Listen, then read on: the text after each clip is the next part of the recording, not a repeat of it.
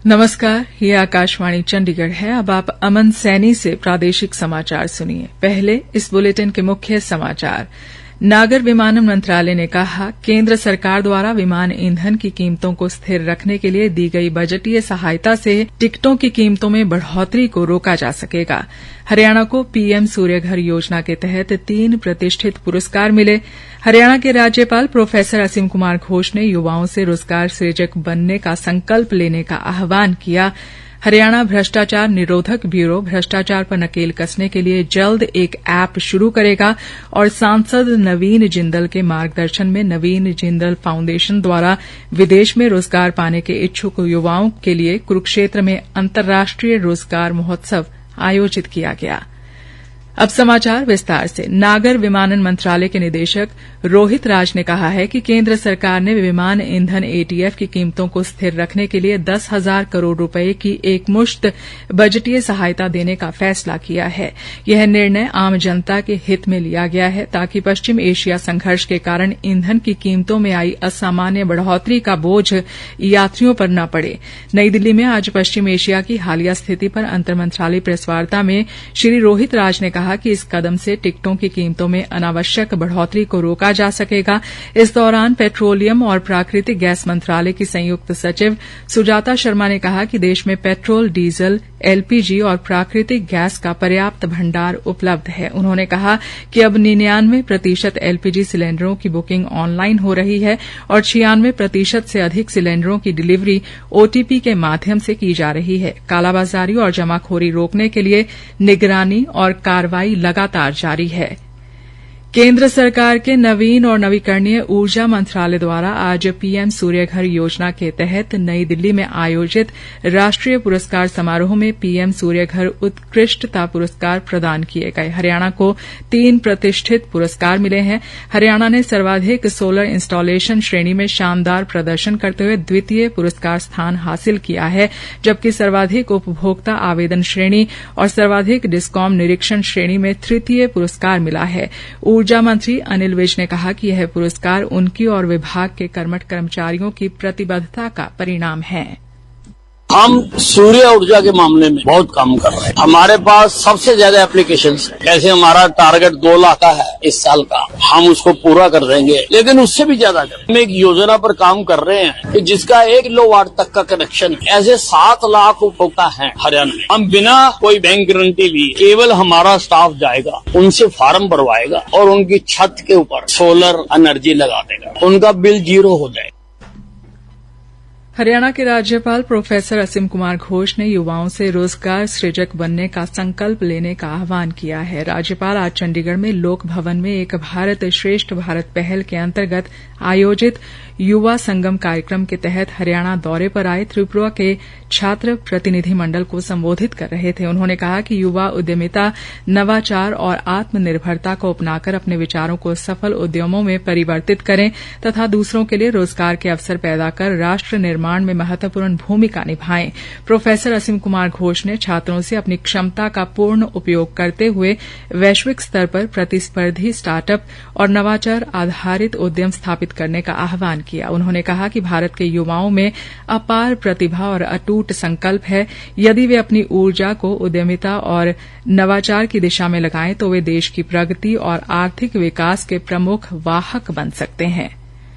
हरियाणा भ्रष्टाचार निरोधक ब्यूरो भ्रष्टाचार पर नकेल कसने के लिए जल्द ही एक ऐप शुरू करने जा रहा है। भ्रष्टाचार निरोधक ब्यूरो के महानिदेशक एएस चावला ने आज पंचकुला में एक पत्रकार वार्ता में बताया कि इस ऐप के माध्यम से लोग भ्रष्टाचार निरोधक ब्यूरो के साथ आसानी से संपर्क कर पाएंगे। इससे भ्रष्टाचार में संलिप्त अधिकारियों पर सख्त कार्रवाई की जा सकेगी।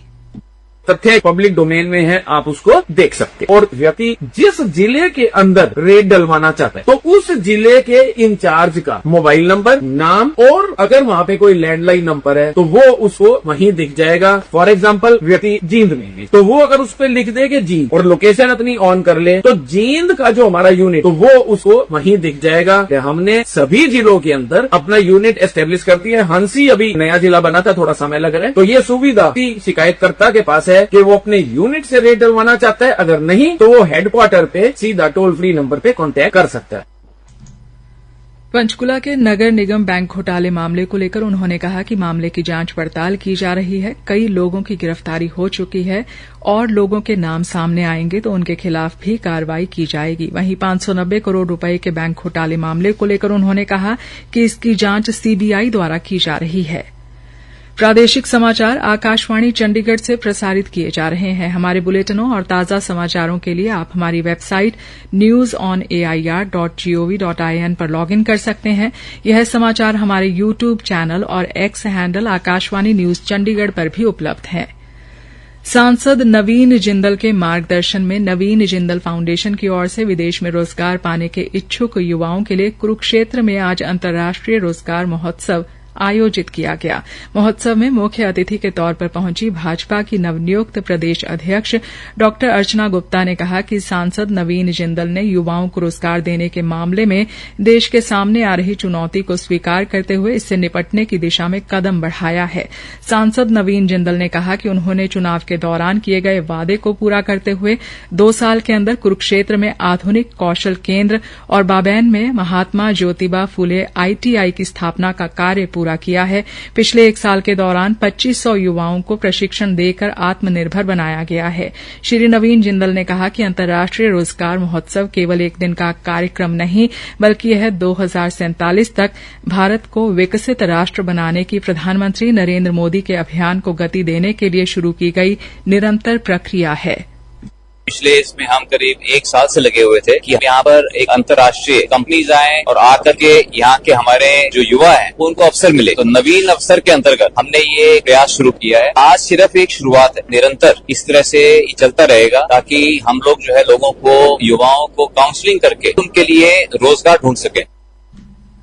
हरियाणा सरकार ने राज्य के छोटे व्यापारियों, दुकानदारों और उद्यमियों को वर्षों पुराने टैक्स विवादों से मुक्ति दिलाने के लिए एक अत्यंत महत्वाकांक्षी एकमुश्त निपटान योजना 2026 की घोषणा की है। 1 जून से प्रभावी हुई यह योजना 28 सितंबर तक लागू रहेगी।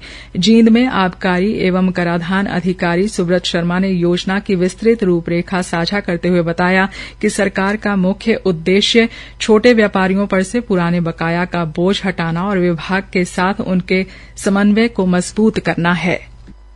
हरियाणा सरकार ने वन टाइम सेटलमेंट स्कीम 2026 को अनाउंस किया है। इसमें सरकार ने 7 एक्ट शामिल की हैं, जो पिछले 7 एक्ट में अगर किसी भी व्यापारी का आउटस्टैंडिंग ड्यूज है, जो कि है VAT, CSC, LADT, entry tax, entertainment tax, Haryana general sale tax act और लग्जरी टैक्स, तो उसके लिए इंटरेस्ट और पेनल्टी पूरी तरह से माफ है और 1 लाख तक का टैक्स माफ है। और अगर 1 लाख से ज्यादा का आपका ड्यू खड़ा है तो उसमें डिफरेंट स्लैब्स बनाई गई हैं। जैसे 1 लाख से 10 लाख के स्लैब में 60% टैक्स आपका माफ होगा, 10 लाख से 1 करोड़ में 50% टैक्स माफ होगा, ऐसे ही 1 करोड़ से 10 करोड़ में 40% माफ होगा। हरियाणा में 15 जून से मतदाता सूचियों का विशेष गहन पुनरीक्षण एसआईआर प्रक्रिया शुरू होगी, जिसमें 2 करोड़ 6 लाख मतदाताओं का सत्यापन किया जाएगा। जींद जिले में भी इसकी तैयारी शुरू हो गई है। जींद जिले के उप मंडल मजिस्ट्रेट सत्यनारायण मान ने बताया कि 15 जून से बूथ लेवल अधिकारी घर घर जाकर मतदाताओं का डेटा जुटाएंगे। सर्वे को पूरी सटीकता से संपन्न कराने के लिए 5 जून से 14 जून तक बीएलओ का प्रशिक्षण चल रहा है। श्री मान ने लोगों से बीएलओ से सहयोग करने की अपील की है। सभी जनमानस से, प्रबुद्ध जनों से निवेदन है कि वो बीएलओज को सहयोग करें। 2002 की मतदाता सूची को आधार मान के एसआईआर किया जा रहा है। कृपया उसी हिसाब से अपने पर्टिकुलर्स उनको बताएं। यदि आप उस समय वोटर नहीं थे तो आपका संबंधी, आपके पिताजी, आपके दादाजी या जो भी थे, उनके विवरण कृपया दें और एक कलर्ड फोटो जो एनुमरेशन फॉर्म पे लगाने की वो दें। एनुमरेशन फॉर्म प्री प्रिंटेड है। यदि आप वोटर हैं तो आपकी जानकारियां और वर्तमान फोटो ऑलरेडी उस पर प्री प्रिंटेड है। आपको आपका लेटेस्ट फोटो बीएलओ को उपलब्ध करवाना है। अंत में मुख्य समाचार एक बार फिर। नागर विमानन मंत्रालय ने कहा, केंद्र सरकार द्वारा विमान ईंधन की कीमतों को स्थिर रखने के लिए दी गई बजटीय सहायता से टिकटों की कीमतों में बढ़ोतरी को रोका जा सकेगा। हरियाणा को पीएम सूर्यघर योजना के तहत 3 प्रतिष्ठित पुरस्कार मिले। हरियाणा के राज्यपाल प्रोफेसर असीम कुमार घोष ने युवाओं से रोजगार सृजक बनने का संकल्प लेने का आह्वान किया।